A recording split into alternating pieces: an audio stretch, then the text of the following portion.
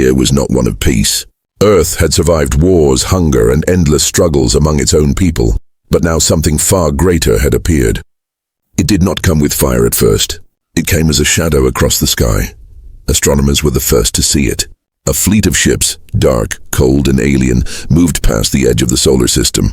They were not small explorers. They were giants, ships the size of mountains, built with technology far beyond human eyes. At first, people thought they might be peaceful, perhaps travelers, perhaps new friends in the galaxy, but then came the message. It was not a voice. It was not sound. It was a signal, broadcast across every frequency, cutting into televisions, radios, and even military lines. The words were simple and merciless. Kneel, submit your world. You are weak. You will serve or you will burn. The world froze. Leaders of every nation gathered in shock. For centuries, humans had wondered if they were alone in the universe. Now they had their answer. They were not alone. And the ones who had found them were not kind. Fear spread like fire. People filled the streets. Some prayed. Some shouted that Earth had no chance. The alien fleet was too big, too powerful. Humanity had only just begun to explore space. How could they fight an empire that had crossed the stars? But not everyone bowed. In the United Nations chamber, voices clashed. Some leaders demanded surrender. We cannot face them, they argued. We must live even as servants. But others stood with steel in their eyes. They remembered the long history of Earth. Wars fought, empires fallen, tyrants overthrown. One man, an old general, spoke words that echoed through the room. We have bent before. We have bled before, but never have we knelt. Not to kings, not to tyrants, and not to aliens. The chamber went silent. A choice was before humanity: kneel and survive as slaves, or stand and risk total destruction. Still, there was something hidden, something only a few in that chamber knew. A project whispered about in secret corridors. A weapon built not for show but for survival. A fleet that had no name in official records, no flag in the open sky. To most of the world, humanity's armies and navies were all they had. Fragile ships circling Earth, a few bases on the Moon and Mars, satellites and rockets that were toys compared to the alien giants. But deep beneath the oceans, in hidden shipyards far from any camera, something else was being prepared. The first whispers came in coded messages. Engineers and pilots who had vanished for decades. Resources that had disappeared without explanation. $1 trillion gone from the books of nations, hidden under projects that never existed. They called it in secret, the Black Armada. No one in the public knew what it was. Some said it was a myth, a dream of desperate leaders. Some believed it was only an idea, never real. But in the darkest rooms of Earth's defense councils, it was very real. And now, as the alien shadow drew closer, as their message of domination echoed in every human mind, the Black Armada stirred. The people of Earth still did not know. They saw only the stars filled with enemy ships. They felt only fear, only the weight of doom pressing on their hearts. Yet in the silence of hidden hangars, in the darkness of forgotten oceans, engines that had slept for years began to wake. The aliens believed humanity was weak. They saw a world divided by nations, a species still young and foolish. They believed Earth would kneel. They believed humans would obey, as countless other worlds had before them. But they did not know Earth's story. They did not know how many times humanity had been threatened, crushed, broken, and how many times it had risen again. For humanity was not just fighting for survival. Humanity was fighting for pride, for freedom, for the right to stand unbowed under the stars. And somewhere in the cold darkness, black ships waited. The shadows of the alien empire had fallen upon Earth. But soon, a different shadow would rise to meet them. The first shadows were here. The war for humanity's soul had begun. The alien fleet did not leave. It grew larger every day. New ships arrived, filling the black sky beyond the moon. Their shadows covered the stars. To many people on Earth, it felt like the end had already come. The second message followed soon after. This time, the voice was clearer, heavier, like thunder wrapped in steel. It spoke in every language at once, as if the universe itself had been forced to listen. Earth, you have one cycle to decide. Kneel or burn. Your leaders will speak for you. Choose wisely, for the Empire does not ask twice. The words carried no warmth, no mercy. They were the words of rulers who had enslaved 100 worlds before.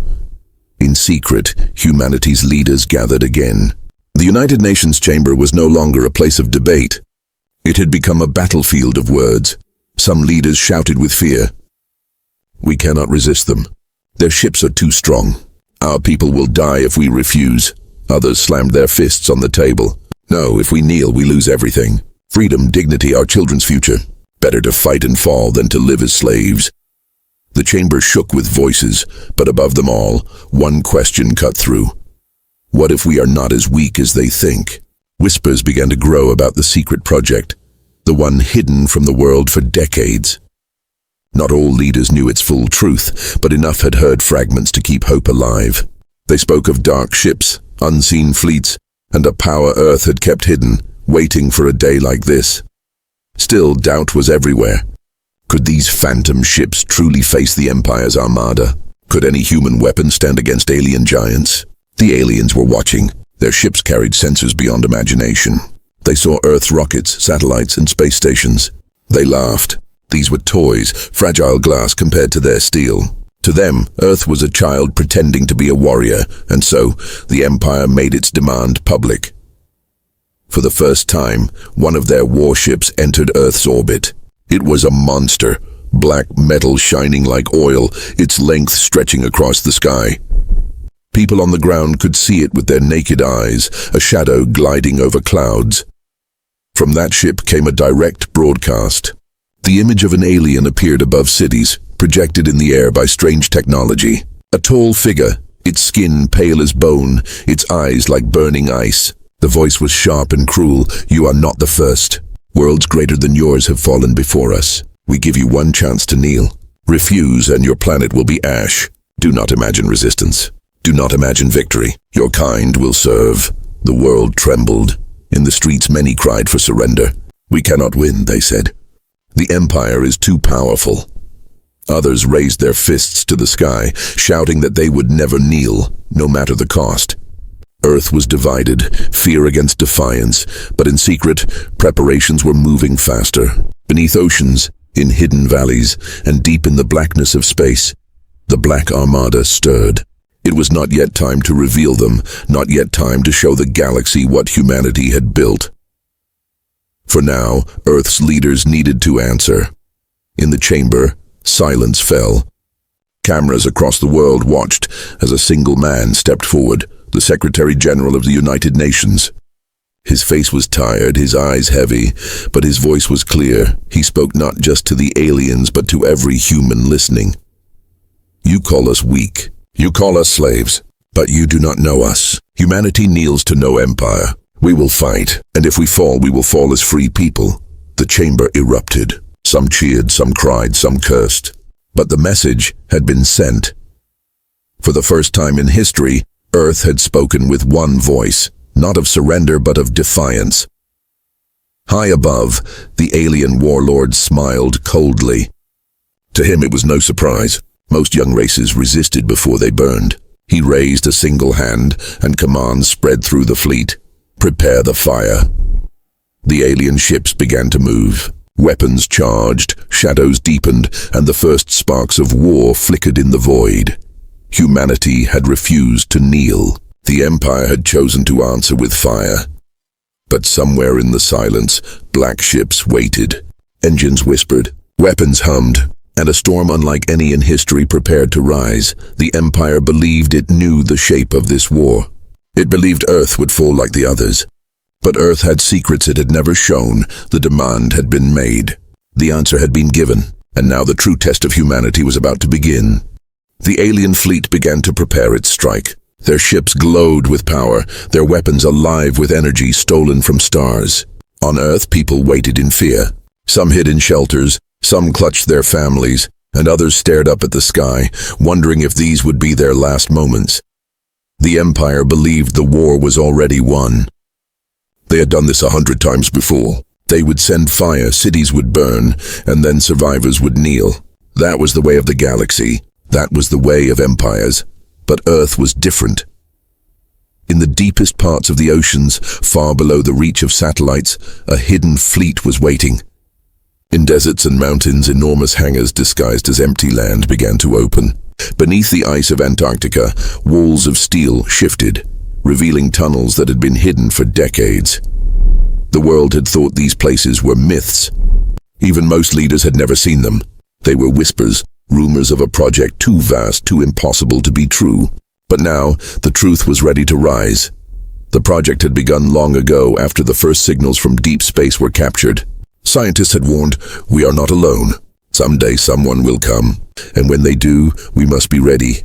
At first, no one believed. Humanity was still fighting wars among itself, building weapons against its own kind. But slowly, in silence, plans were made. Nations that hated each other agreed on one secret. Engineers were gathered. Resources vanished into black budgets. The brightest minds disappeared from universities, recruited into programs that no one admitted existed. They called it the Black Armada. It was not one ship, not 10 ships, but hundreds. Black hulls built of alloys unknown to the public. Engines that burned with a light not of Earth's sky, but of captured starlight. Every ship was a fortress, every cannon a storm. But most terrifying of all was their silence. These ships were designed to vanish, to be invisible to eyes and sensors alike. They could drift in the dark like shadows, waiting unseen, until the moment of strike. On the day of the Empire's demand, when the alien warlord promised fire, the Armada woke. In a hidden command center deep under the Rocky Mountains, generals and admirals gathered around glowing screens. They did not tremble like the rest of the world. Their eyes were cold, their hands steady. For decades, they had waited for this signal. One order was given: release the Armada. Across the planet, oceans shook as massive doors opened. Black giants rose from the waves, water crashing off their hulls.